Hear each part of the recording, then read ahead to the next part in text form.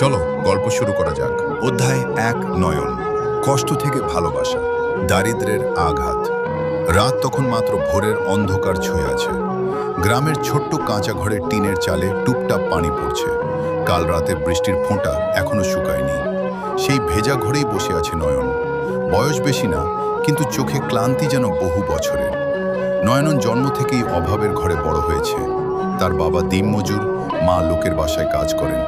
তিনজনের সংসারে কখনো ভাতের হাঁড়ি ঠান্ডাই থাকে, কখনো আবার ভাত থাকলেও ভাজা ডাল থাকে না। না থাকলে নয়নের মা নিজের অংশটা ছেলেকে দিয়ে দেয়, তুই খা, আমার লাগবে না। নয়ন জানে মা না খেয়েই থাকে। সেদিন সকালের ঘটনা। নয়ন স্কুলে যেতে ব্যাগ নিয়ে বের হচ্ছে, হঠাৎ বাবা ধরা কাশিতে কাঁপতে কাঁপতে বসে পড়লেন। নয়ন দৌড়ে গিয়ে বাবাকে ধরে চেয়ারে বসায়, কিন্তু তার বুকের ভিতর ভয় জমে ওঠে। বাবা অনেক দিন ধরে অসুস্থ, ডাক্তার দেখানোই হয়নি। টাকার অভাবে কেবল ঘরোয়া ওষুধে দিন কাটছে। বাবা কষ্ট হচ্ছে? বাবা কেবল মাথা নাড়লেন, চোখে পানি, লুকাতে চাইলেও পারেন না। নয়ন জানে ওষুধ না আনলে বাবার কাশি কমবে না, কিন্তু 10 টাকার একটা নোটও ঘরে নেই। মা কাজ থেকে উঠতে দেরি হবে, বাবাকে রেখে যেতে ভয় লাগে, কিন্তু স্কুলেও যেতে হবে। শিক্ষকরা প্রায় বলে অবহেলা করলে পড়া নষ্ট হয়ে যাবে, ভবিষ্যৎ নাই। কিন্তু নয়নের মনে প্রশ্ন, ভবিষ্যৎ কি শুধু বইয়ের পাতায় থাকে? ওষুধের টাকাটা কে দেবে? সেদিন স্কুলে পৌঁছে নয়নের মনে পড়তে থাকে বাবা মার কথা। ক্লাসে স্যার পড়াচ্ছেন, কিন্তু তার মনে কেবল একটা শব্দ বাজছে, ওষুধ, ওষুধ। নয়ন টের পায় চোখে পানি চলে এসেছে।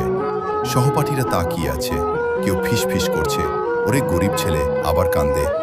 নয়নের বুকটা আরও ভার হয়ে ওঠে। অপমান সে আগেও শুনেছে, তবুও খুব লাগে। বিরতির সময় নয়ন মাঠের কোণে গিয়ে চুপচাপ বসে থাকে।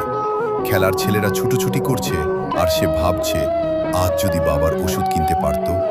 হঠাৎ পেছন থেকে কারো শব্দ, তুমি এখানে একা বসে আছো কেন?